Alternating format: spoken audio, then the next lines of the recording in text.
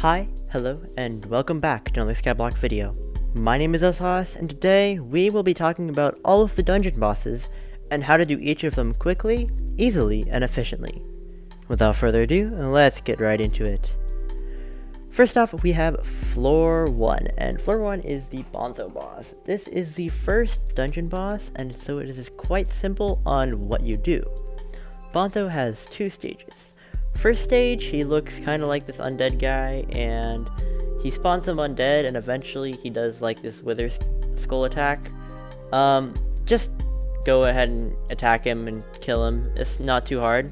However, in the second stage, he has this ability called Showtime or something like that, and basically a whole bunch of Bonzo balloons shoot out from everywhere, as you can see on screen right now, and that does a lot of damage compared to the rest of the floor. If you want to not take this damage, then you can hide behind the pillars that are in this boss room. When he's not doing that ability, you can just go ahead and attack him. Next up, we have Floor 2. Scarf is a large step up from Bonzo, as this boss fight is much harder. This boss fight also has two stages, and basically what you do is there's 4 different crypts. There's the Archer, the Mage, the Warrior, and the Priest. The Warrior is a Berserker, and the Priest is a healer. What you do is you go to aggro the healer, which is on the far right side when you come out of the entrance. So once you've killed those 3, you kill the other ones, and then Scarf in like shield will disappear, and then you can come in to kill him. You have 2 options here on how you want to kill him. If you don't have as much DPS and damage and you're not as good of a party, as in you've recently came from F1, then what you'll want to do is kill the healer, and maybe all of the other stuff too, but just kill the healer and then kill Scarf. You don't need to kill the other mobs this time. All you need to do in order to win is kill Scarf. However, if you'll die if just focusing Scarf, then you might want to kill the other ones. The second option is to just focus Scarf. The best way to do this is to go into that little corner in the back. I wouldn't say in a corner, it's like a tunnel thing, because you can get him stuck there and do lots of damage to him. Watch out for Scarf's Wither Skull ability, which does a lot of damage for Floor 2, as well as the Warrior's teleport ability, where he can kind of teleport up to wherever you are. So if you're hiding, you might get hit. On to Floor 3. Floor 3, the Professor. The Professor has 3 stages. In the first stage, you must kill the 4 guardians at about the same time. If you don't, they will respawn. There's a 10-second respawn timer, so you must kill them all within 10 seconds.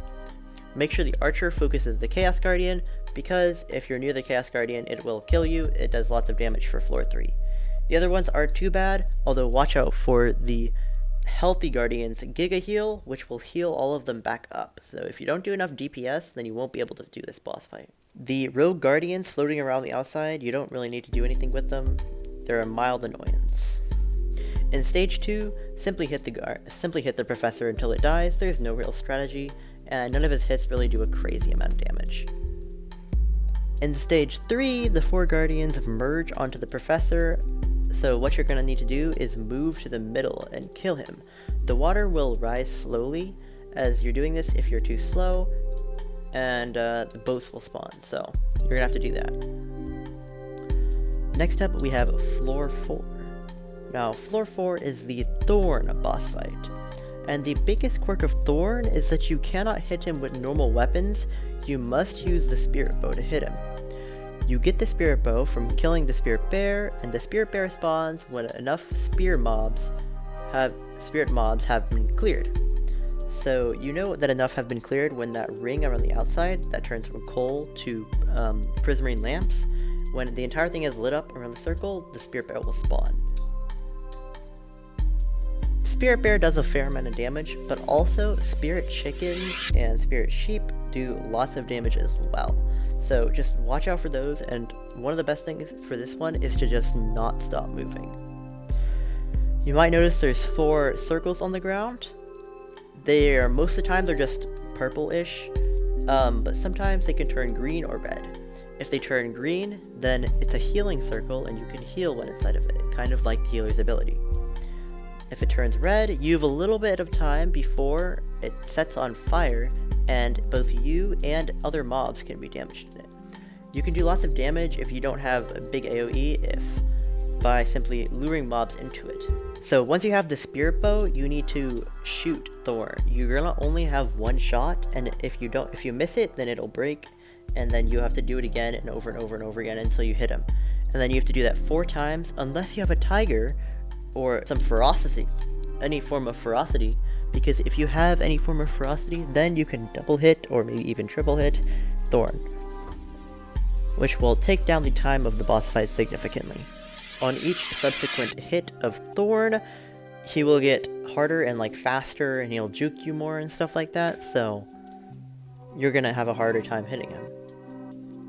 Place a decoy in the stands to draw the bat's attention away, and avoid chickens at all costs.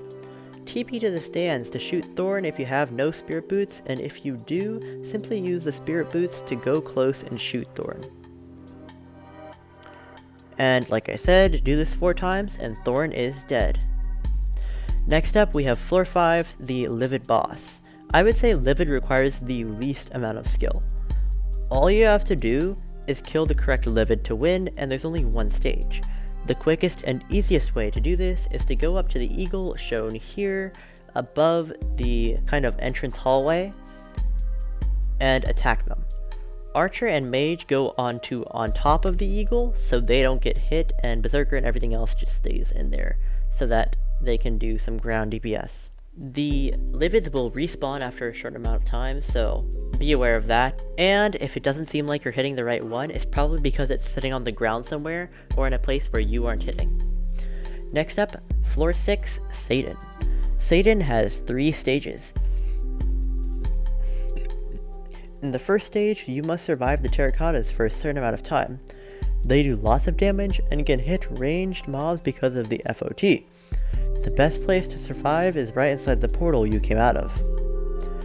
In order to have a shorter time, do not attack the golems before the terracottas turn their heads.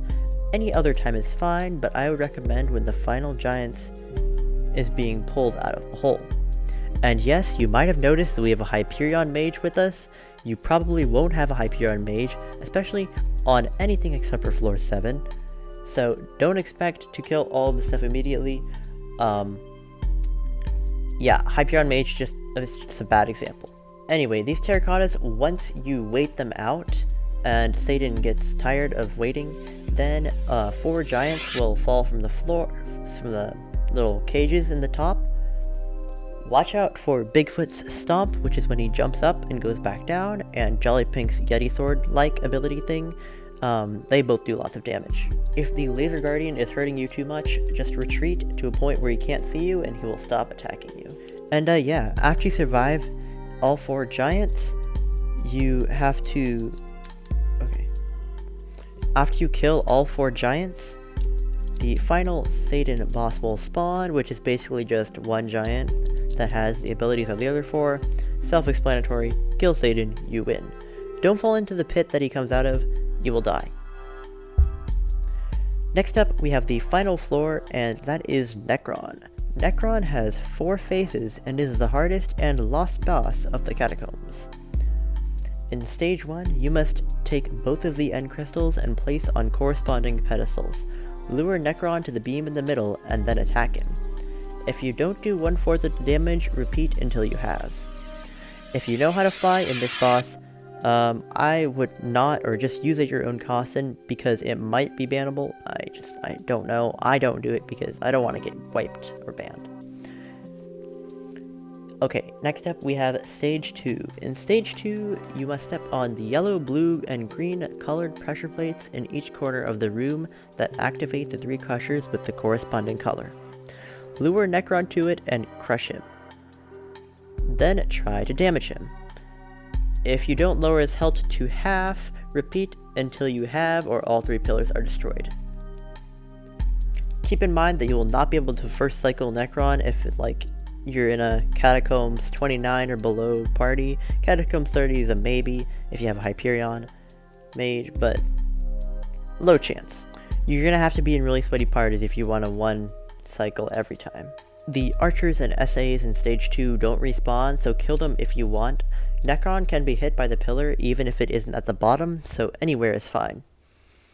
In stage 3, you must activate all of the terminals from Among Us to move to the next part, and do this 4 times and move to final stage. There are some special terminals. There's this Simon Says one, there's an archery one, there's a arrows one, like a kind of water puzzle-ish. Not really though. And then there's also a light puzzle. If you aren't still flying from however you're flying, then you can use the bouncy lava to skip the parkour.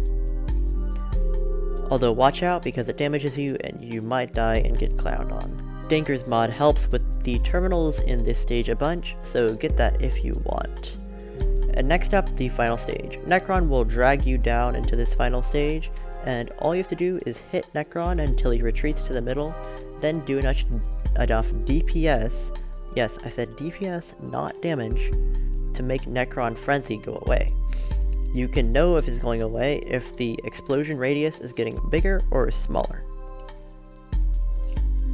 Then Necron will come back, and you just keep on repeating this until Necron is dead. And yeah, I hope that I helped you in some way, and if I did help you, then consider subscribing and or liking the video. And with that out of the way, I have nothing more to say. See ya!